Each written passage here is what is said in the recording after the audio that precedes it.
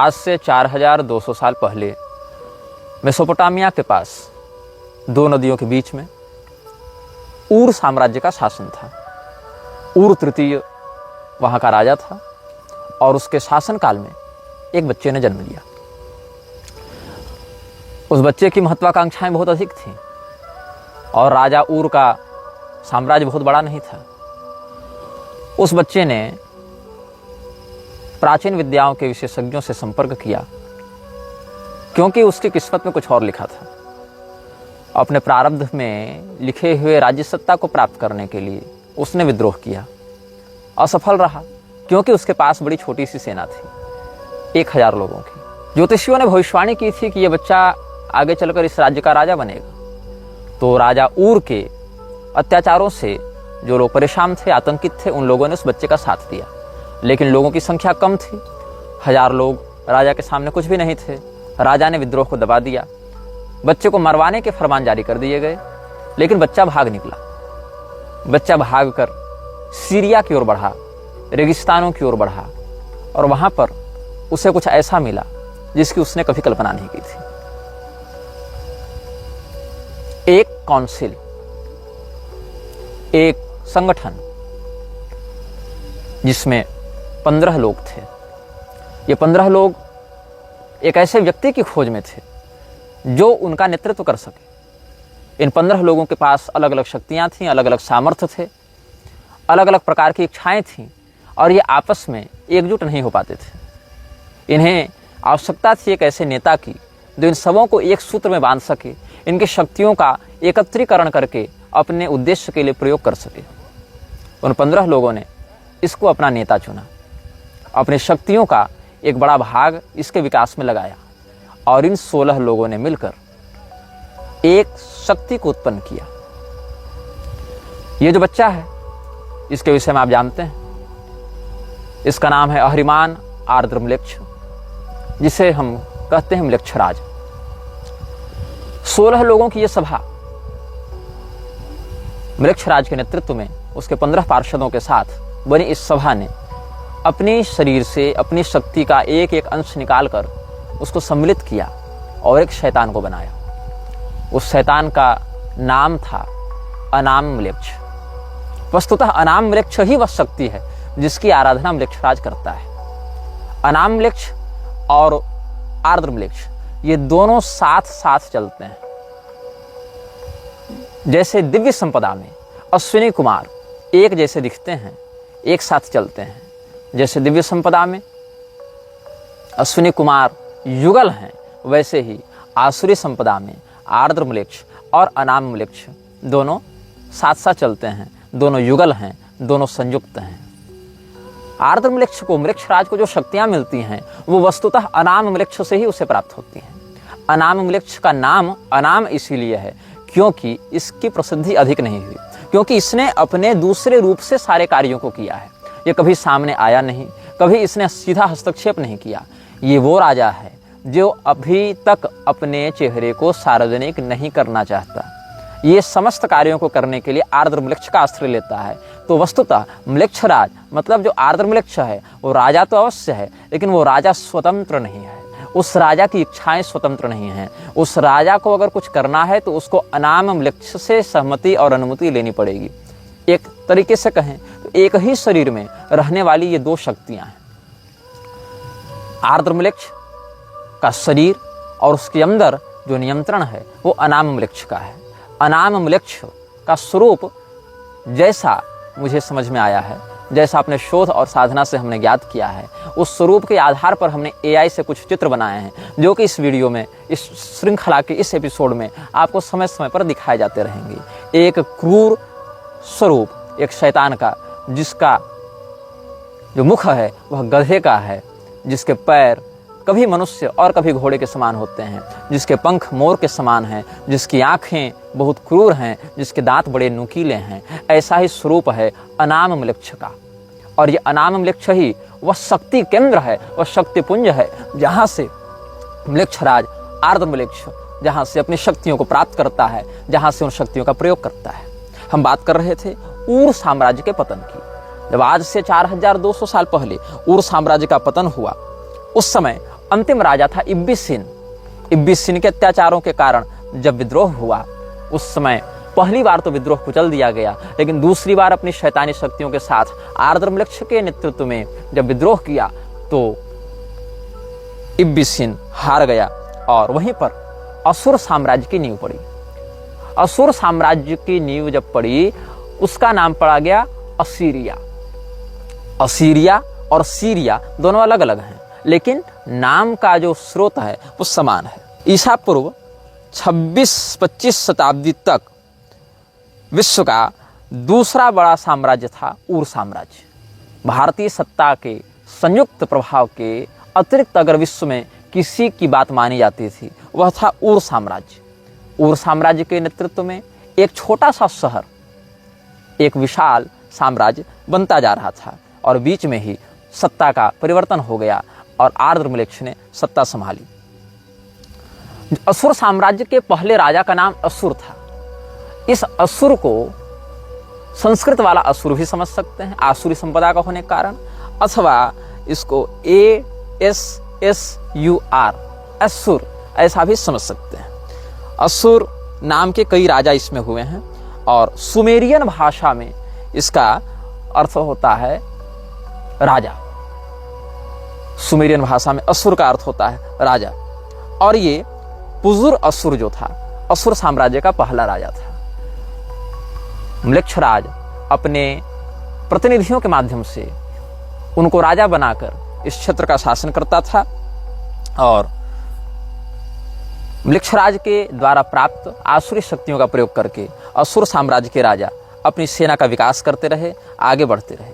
यद्यपि इनकी सेना बहुत बड़ी नहीं थी, किंतु इनकी योजना और इनका अनुशासन बहुत स्पष्ट होता था और इनके अनुशासन को भंग करने पर बहुत कठोर दंड दिया जाता था। हम आगे की श्रृंखलाओं में इनकी सेना की रणनीतियों पर चर्चा करेंगे और यह भी चर्चा करेंगे कि म्लेच्छराज के द्वारा बनाए गए अनुशासन कौन कौन से हैं। म्लेच्छराज ने अपने अनुयायियों के लिए 60 अनुशासन बनाए हैं। जो भी व्यक्ति म्लेच्छराज का अनुयायी बनेगा उसको इन 60 अनुशासनों का पालन करना पड़ेगा। अगर वह ऐसा नहीं करता है, वह कठोरतम दंड का पात्र होता है। मैंने कल बताया था शैतान के बहुत से नामों में एक नाम है स्तर। स्तर की आराधना करता हुआ यह असुर साम्राज्य आगे बढ़ता रहा। जब ये असुर साम्राज्य म्लेच्छराज की पूजा करता था और म्लेच्छराज के शरीर में घुसे हुए अनाम म्लेच्छ की पूजा करता था, तो उस समय उसका नाम होता था स्तर। और उसके चारों ओर 4 वेदियां बनती थीं। उन चारों वेदियों पर नरबलि दी जाती थी। नरबलि के माध्यम से मनुष्य के बच्चे के खून के माध्यम से, अच्छा ये नरबलि जो है वो कोई सामान्य व्यक्ति की नहीं दी जाती थी, छोटे छोटे बच्चों की नरबलि दी जाती थी। और उन नरबलियों के माध्यम से राजा हैं अपनी शक्तियों को प्राप्त करते थे। और कई बार उन नरबलियों को देने के लिए किसी शस्त्र का प्रयोग नहीं किया जाता था। नरबलियां दी कैसे जाती थी?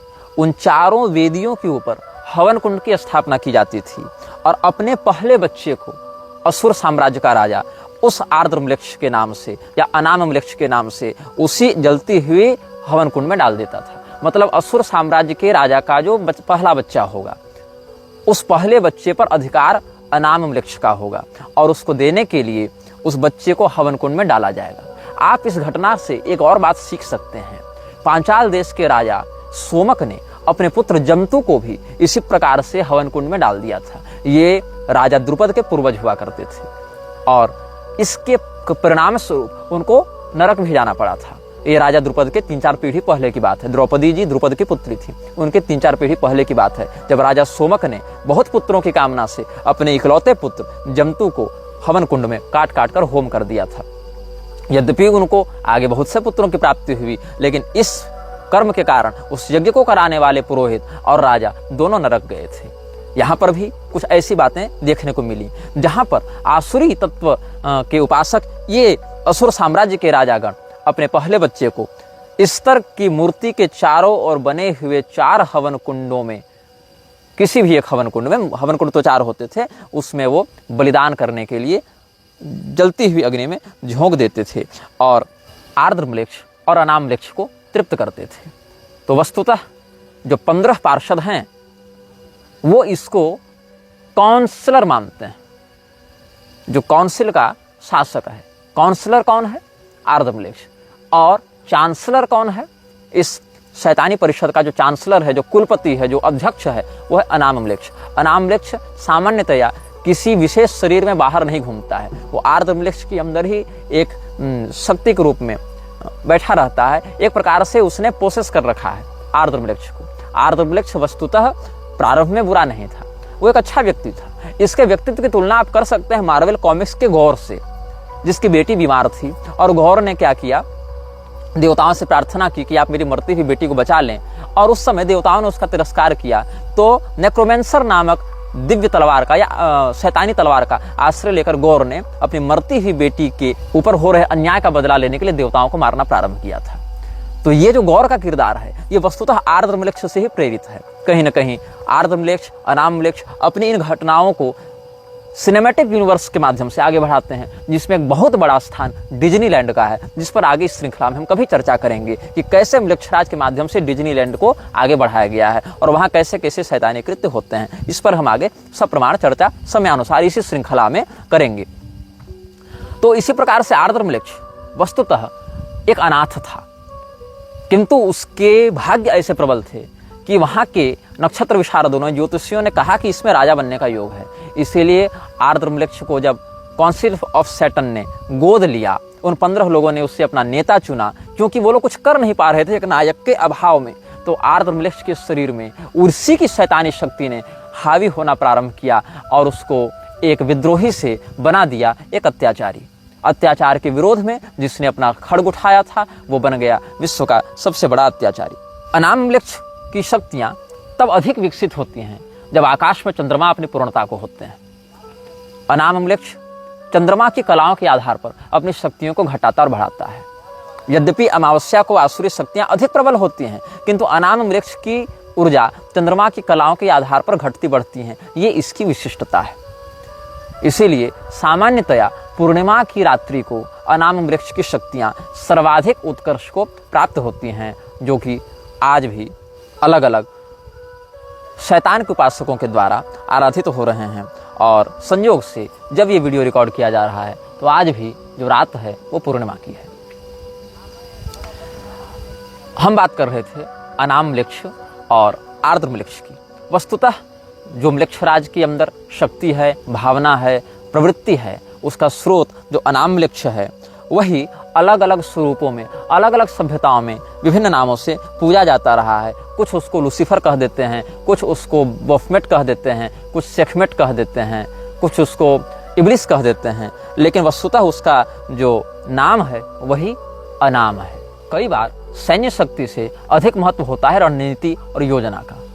आपको अगर इतिहास के पन्नों की ओर ले चलें, एक घटना घटित हुई थी द्वितीय विश्व युद्ध में, जब हिटलर ने हॉलैंड पर कब्जा करने की योजना बनाई। अब हॉलैंड एक ऐसा स्थान है जिसका शहर, जिसका जो नागरिक समाज है, वो जहां बसा है वो समुद्र तल से नीचे है। मतलब समुद्र के पानी के द्वारा हॉलैंड की गांव, शहर इत्यादि डूब जाएं, इसकी संभावना सदैव बनी रहती है। इसीलिए दीवारों का आश्रय लेकर, बड़े बड़े किलेबंदी का आश्रय लेकर हॉलैंड के अंदर समुद्र के पानी को घुसने से रोका जाता है।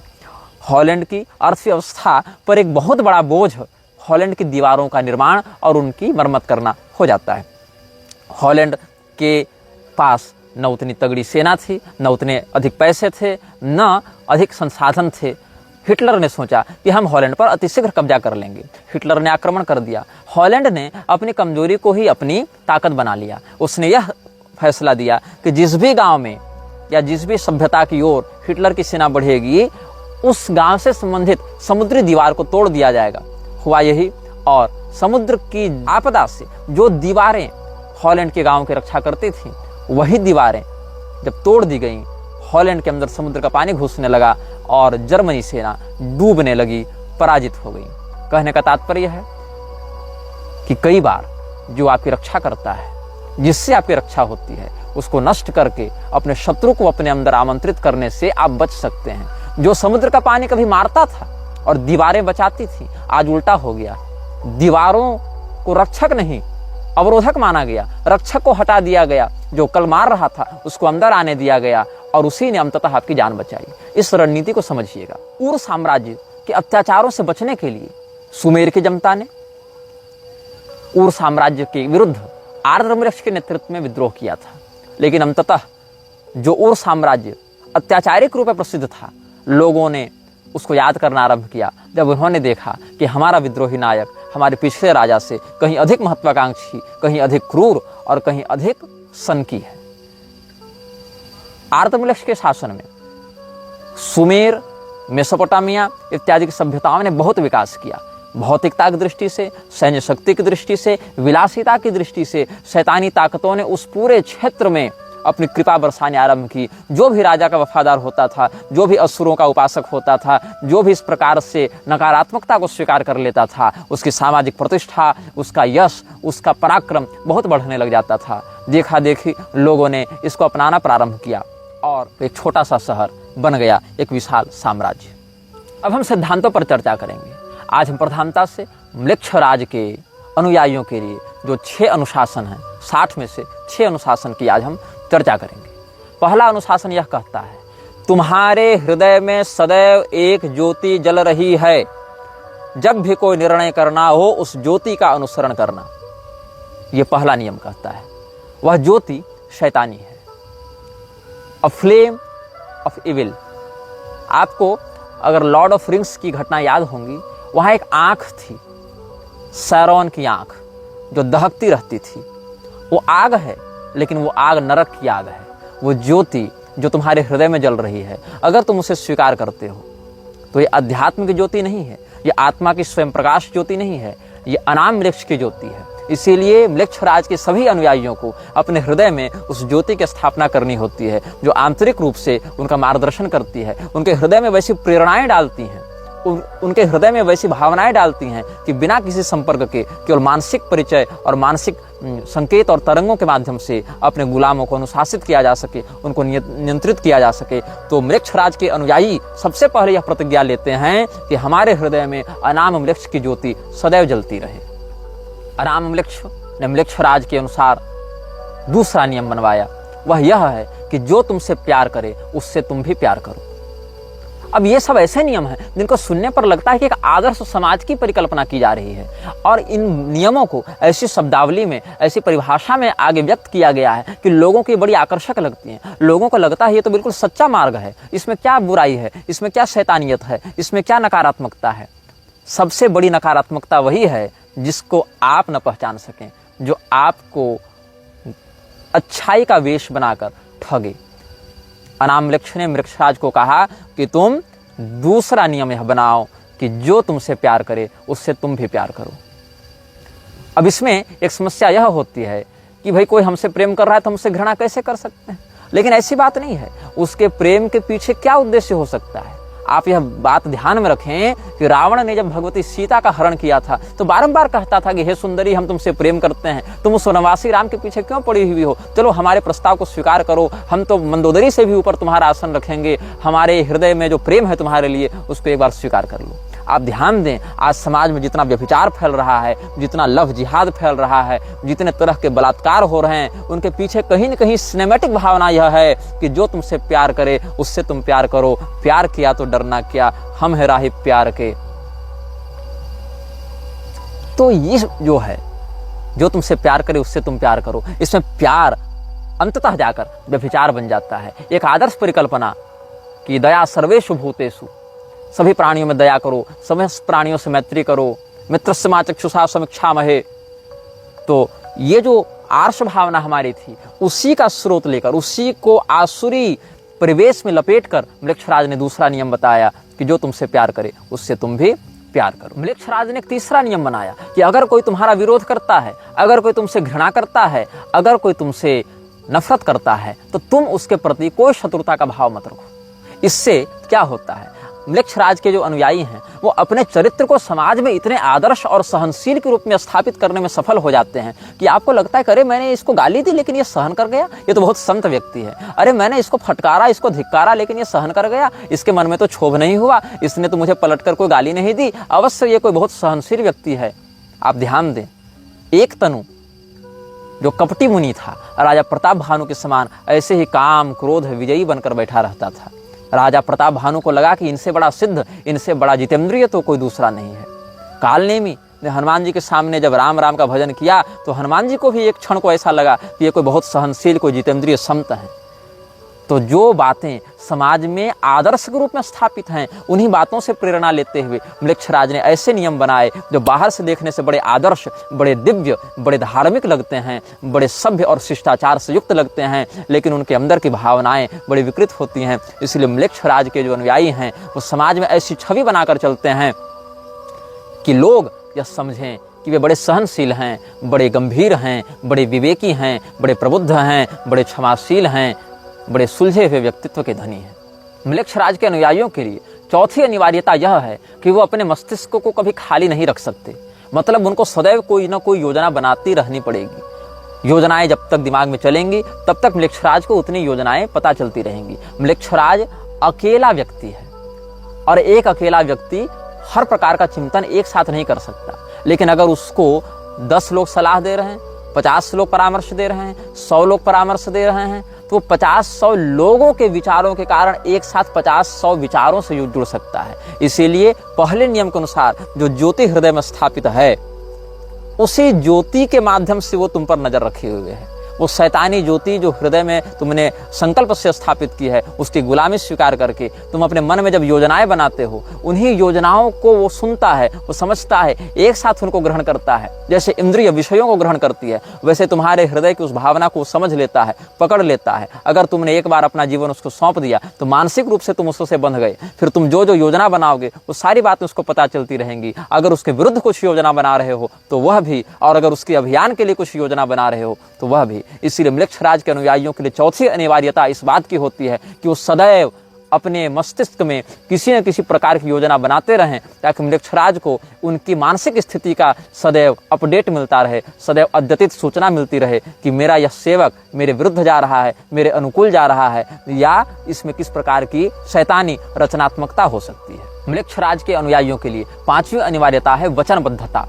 अगर म्लेच्छराज का एक अनुयायी किसी दूसरे के प्रति कोई वचन दे देता है तो चाहे भौतिक रूप से उसको क्षति हो, चाहे उसकी इज्जत रहे न रहे, चाहे उसका पैसा रहे न रहे, चाहे उसका परिवार रहे न रहे, चाहे उसके शरीर के अंग भी काट कर अलग कर दिए जाएं, किंतु वह वचन नहीं तोड़ सकता है। वचनबद्धता पांचवा नियम है। म्लेच्छराज के अनुयायी अपने वचन को कभी भंग नहीं कर सकते। सत्य प्रतिज्ञ होना सनातन धर्म में बहुत श्रेष्ठ बात मानी गई है। राजा दशरथ, महाराज हरिश्चंद्र, शिवी इत्यादि राजाओं का बहुत उत्तम चरित्र है सत्यनिष्ठा के लिए। लेकिन इसी अच्छाई को शैतानी परिवेश में परोसते हुए म्लेच्छराज ने कहा कि बी अ मैन और वुमेन ऑफ वर्ड्स। तुम अपने मुख से निकले प्रत्येक शब्द को सत्य करने के लिए, चरितार्थ करने के लिए, बिना किसी विकृति के उस पर निष्ठा बनाए रखने के लिए बाध्य हो। तुम किसी भी परिस्थिति में हमारे प्रति किए गए समझौते को नहीं तोड़ सकते हो। अगर समझौता टूटेगा तो वह शरीर भी नष्ट किया जाएगा जिस शरीर के साथ इस समझौते को लिखा गया था, बांधा गया था। You can't make a pact with demon and you can't deny with it. आप अगर शैतान के साथ कोई समझौता करते हैं, वो समझौता उस शरीर के साथ ही खत्म होता है जिस शरीर के साथ आपने समझौता बनाया था। और अगर आपने यह समझौता अपनी चेतना से जोड़कर बनाया है, तब फिर आपकी पारलौकिक गति भी बाधित होगी। शरीर नष्ट होने के साथ साथ वो समझौता नष्ट नहीं होगा। फिर अगर शारीरिक केवल आपने बनाया है समझौता, तब शरीर नष्ट होगा। अगर समझौता टूटा तो आप मरेंगे। लेकिन अगर आपने अपनी चेतना उसको बेच दी है तो आपको इतना कुछ धन दौलत दे देगा, इतने बड़े स्तर पर पहुंचा देगा वह, कि आपको लगेगा कि विश्व मेरी अंगुलियों पर नाच रहा है। लेकिन फिर वह आपकी चेतना को अपना वशीभूत करके, जिस प्रकार से प्रेत सिद्धि इत्यादि करके रख लेते हैं, वैसे ही आपकी ऊर्जा को वह अपना आहार बनाकर आपसे अपनी गुलामी अंतस्थित भाव से भी कराएगा। आपकी पारलौकिक गति में वह व्यवधान उत्पन्न करेगा। जैसे प्रेत की उपासना करने वाले लोग अंत में प्रेत गति को प्राप्त होते हैं, वैसे शैतान के साथ समझौता करने वाले लोग भी शैतान के ही गुलाम बन जाते हैं। म्लेच्छराज का बनाया हुआ छठा नियम पांचवें नियम से जुड़ा हुआ है। पांचवा नियम यह कहता है कि आप कभी भी अपने वचन को नहीं तोड़ सकते। लेकिन छठा नियम यह कहता है कि यदि बात आती है अपने हाउस को बचाने की, हाउस मतलब आपका घर नहीं, हाउस मतलब हाउस ऑफ काउंसिल, जहां पर आपकी शैतानी परिषद बैठी है, अगर उसके अस्तित्व की बात आती है तो आप अपने वचन को तोड़ेंगे। आप वहां पर कंप्रोमाइज करेंगे। आप वहां पर स्वयं को एक व्यक्ति मानकर नहीं चल सकते कि मैं एक व्यक्ति हूं, मैंने वचन दिया। अगर संस्था को बचाने की बात आएगी तो आपको अपने वचन को अगर तोड़ना पड़ेगा। संस्था अगर वचन तोड़ने से बचेगी तो वहां पर आप अपने वचन को तोड़ेंगे। कुल मिलाकर बात यह है कि शैतानी परिषद का जो 15 लोग हैं और 16वां जिनका नेतृत्व करता है आर्द्र म्लेच्छ, जिसके अंदर घुसा है 17वां तत्व अनाम म्लेच्छ, इसीलिए कहते हैं the council of 17 ruled by 2। ये भी शब्द बहुत स्थानों पर जो इस विषय में शोध करते हैं उनको मिलता है। काउंसिल ऑफ 17 रूल्ड बाय 2, 17 लोगों का यह परिषद है जिसमें 2 व्यक्ति शासन करते हैं। दिखते 16 हैं क्योंकि अनाम म्लेच्छ और आर्द्र म्लेच्छ तो एक ही शरीर में रहते हैं, लेकिन हैं वो 2। तो काउंसिल ऑफ 17 रूल्ड बाय 2, तो इस काउंसिल को ही हाउस कहा गया है, यही इनका घर है। आपका घर कहीं बाहर नहीं। जो शैतान के गुलाम हैं, म्लेच्छराज के सेवक हैं, वो इसी काउंसिल के वफादार हैं, इसी घर के परिवार के सदस्य हैं। तो अगर वचन को पूरा करने से परिवार बचता है तो वचन पूरा किया जाएगा, तब आप वचन तोड़ नहीं सकते। और अगर वचन को तोड़ने से परिवार बचेगा तो आप वहां पर यह नहीं कह सकते कि हमने वचन दे दिया तो अब हम निभाएंगे, मेरी प्रतिष्ठा की बात है, बिल्कुल नहीं। आप कंप्रोमाइज करेंगे। यह 5वें नियम का एक अपवाद 6ठे नियम के रूप में बताया जाता है। आज हमने चर्चा की म्लेच्छराज को शक्ति कहाँ से मिलती है, म्लेच्छराज का जन्म कहाँ हुआ था, म्लेच्छराज के अंदर कौन सी शक्ति काम करती है, म्लेच्छराज बना कैसे।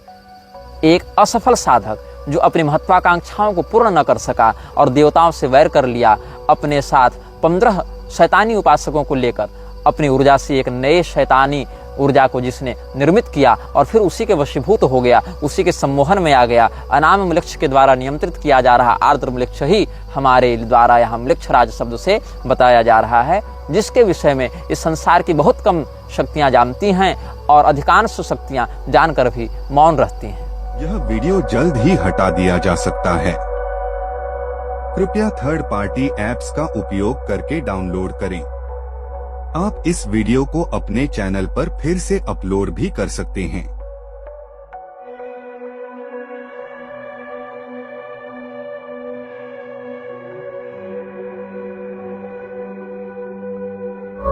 This video may get deleted soon. Please download using third-party apps. You may also re-upload this video on your channels. Thank you.